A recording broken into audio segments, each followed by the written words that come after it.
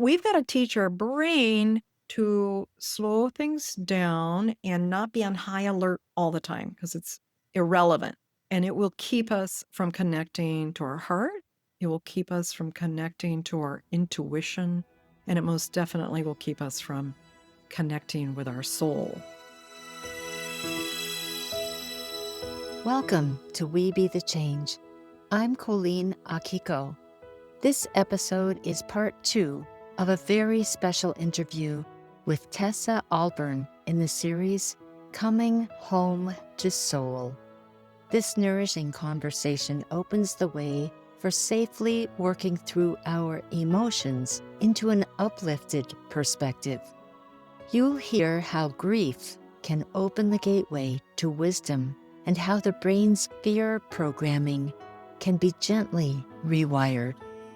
If you're longing for a deeper sense of belonging, I invite you to listen with your heart for practical insight, encouragement, and soul-level truth in this episode called From Survival to Sovereignty. Visit and bookmark songrise.live, that's SONGRISE.LIVE, for fresh resources, supportive bonus content, and the free e-guide, Out of Your Mind, Into Your Light. That's songrise.live. I'll see you there.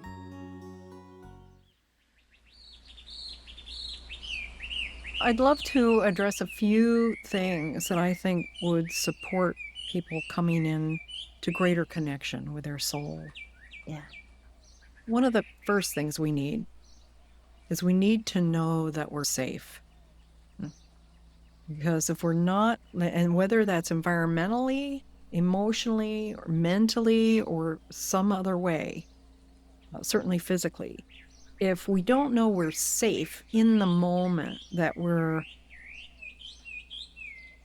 not in immediate danger, it's really, really challenging to go any deeper and feel and rest into the place of the soul, to meet her. The soul energy can be felt as a sensation.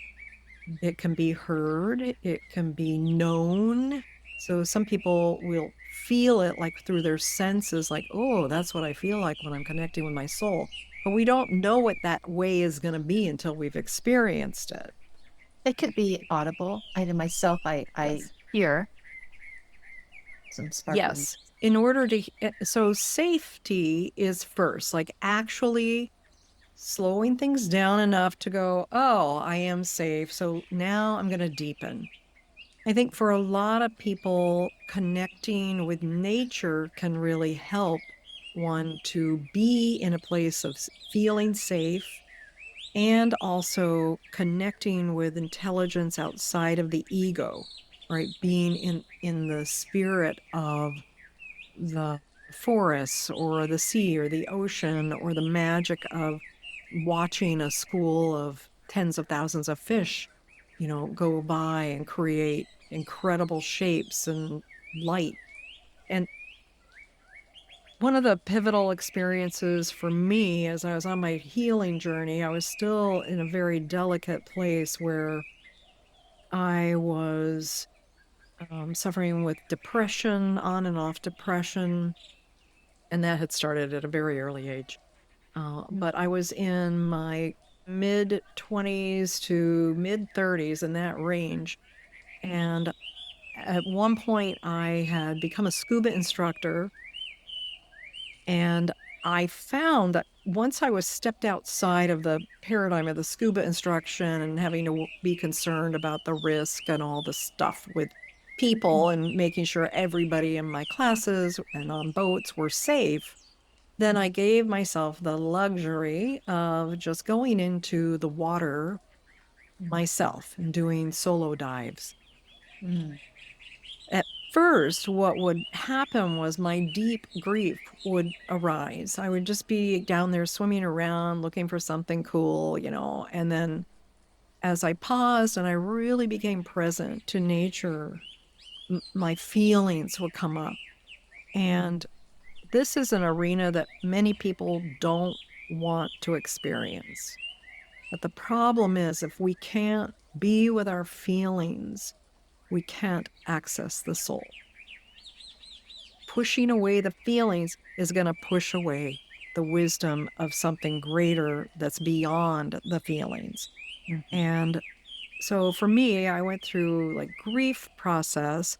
I remember one specific time I was underwater and I'm sobbing through my scuba gear, and I'm like, I guess I'm okay. I can still breathe, just keeping my mouthpiece in my mouth and continuing to just cry and cry and cry. And then my breathing regulated and I was done with my cry and, just the loss in my life and the feelings of isolation and aloneness and the too much moving and everything going fast. And I needed to slow things down for me to be able to digest and receive, because I was a very sensitive being.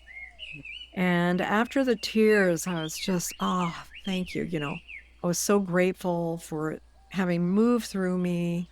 And I continued my dive and I was just floating, hovering. And I thought, I'm just going to stay here. Maybe something will happen. And I was in about 60 feet of water, about 10 feet up, 10 to 15 feet up off the bottom. And I was floating. And I thought, I'll go up a little bit more. And so I was looking down on the reef, and just suddenly the beautiful light came in through the kelp forest, and some bat rays came by down on the bottom, and the kelp was swaying like this, and the light beams were coming through, and it was like heaven, one of those heavenly sunrises. And the fish, suddenly there was this little symphony of fish happening over here, and a school came in over here, and then above there were bait fish, like really shimmery and shiny, and there were orange fish, some Garibaldi over here. I was in California, if anybody recognizes the Garibaldi. And I realized in that moment I was connected. That was a connection to everything. So I received this moment of bliss and complete connection and feeling like, I am loved. I am accepted by nature. I am accepted by the planet. I'm accepted as a human. I belong. Yes, I belong. And I'd had another experience similar to that with years before, but not scuba diving. The scuba was much deeper and kind of struck me on all levels. I was able to float, and it's very soothing. And so all those things came together. And then I was just like, I don't want it to end, and then I went up, and of course, and then it's like clambering up onto the boat and whack, with a weight belt and dumping that thing, and heavy tank, and it sort of suddenly re-immersed into humanity and all the stuff. And thankfully, that moment has stayed with me because it's helped me to know. And I think we can all hope for that kind of moment. And it doesn't need to be on scuba. It can be sitting under a tree. It can be watching a sunset. But what happens is we must work through our emotions and then allow our perspective to shift. So to get that to happen, we've got to remove fear. And fear is what is gripping so many people right now. Fear of this, right? We hear it all the time. Hell, I don't know how I'm going to deal with this. I don't know how I'm going to blah, blah, blah. This is going on and that's going on. And I might have to this and I might have to that. And it's extreme. I'm not even going to get into the examples, but it's a lot and it's very intense for many people. But this is the thing about the brain. The brain generates fear to try to keep us safe. It's like one of its sole jobs, I think. And it is like a computer. It is very much like a computer. It does not perceive beyond what it's already been taught. So everything from the past is just like ones and zeros that you put into software. I use a Mac right now and I have Pages. Pages is never going to learn to edit videos until they put some sort of video editing software in it. It's just not. It, Right. I can want it to, I can ask it to, it's just not going to happen. Yeah. And no matter how much I try, right? So it can only do, the brain is like this, it can only do what it has been taught. And what has been taught is keep us safe, keep us safe, keep us safe. Whether it's from ancient times, put your back to a wall so the bear doesn't maul you, or you'll see the tiger coming, or whatever it was.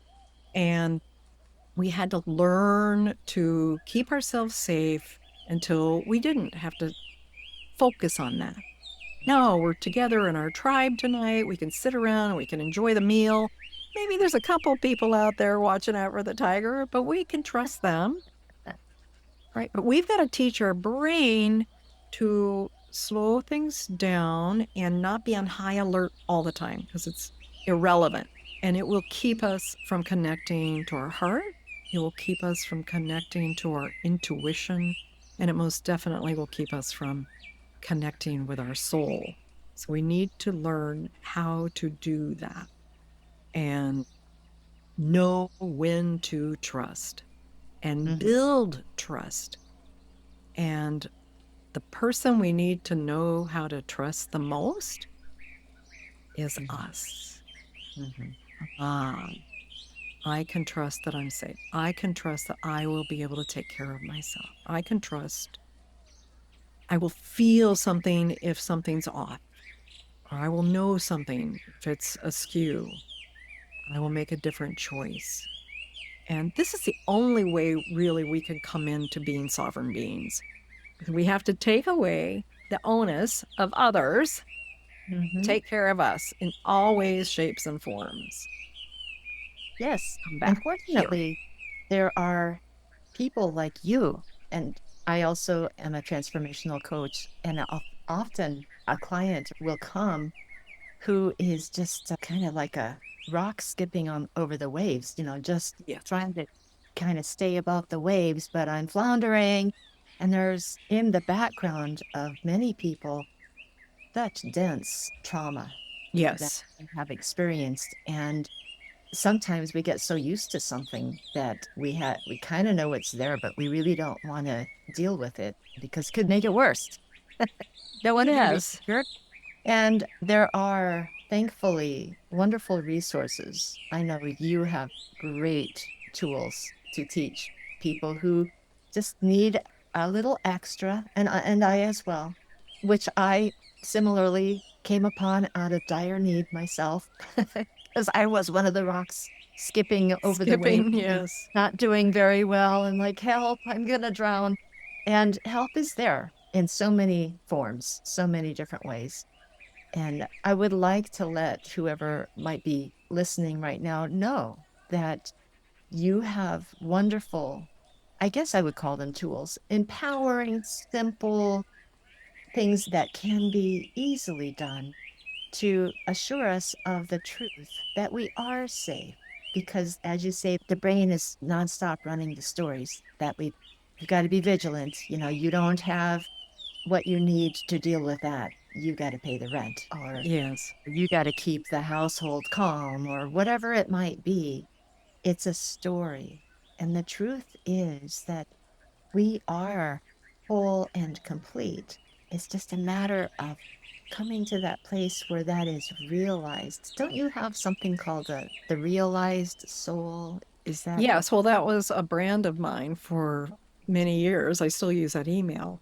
Yes, there it you go? is right. I know I've seen it. Realizing soul. It's like remembering the soul, right? Reconnecting with the soul, remembering who we really are. Yeah. And this isn't an airy fairy, process. It's based in techniques that ground us, techniques that calm the brain, techniques that help us become present, even when we've been through significant trauma.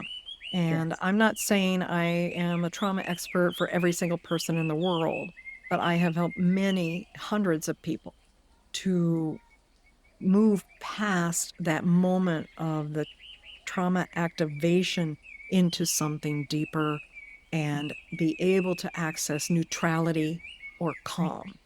And so while the tools themselves or the processes are not complex, they do require consistency Mhm. and time over time. Consistency over time. We're retraining ourselves, Yes. and which can feel in and of itself very good medicine.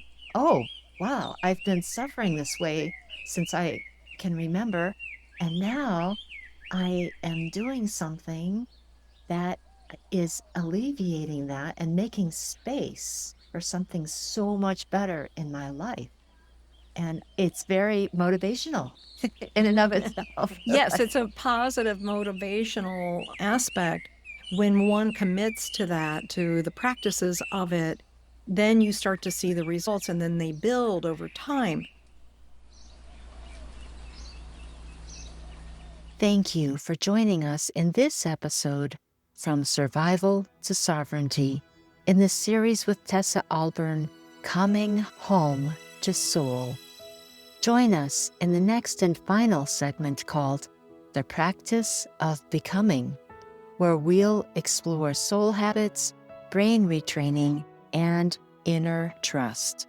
What were your takeaways from this episode? If you're feeling a nudge to go a little deeper, consider accessing the reflective journaling prompts you can find on the bonus content page at songrise.live.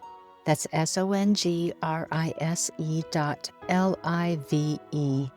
Your free e-guide, Out of Your Head into Your Light, awaits you there as well. This is Colleen Akiko, wishing you warm alohas and namaste.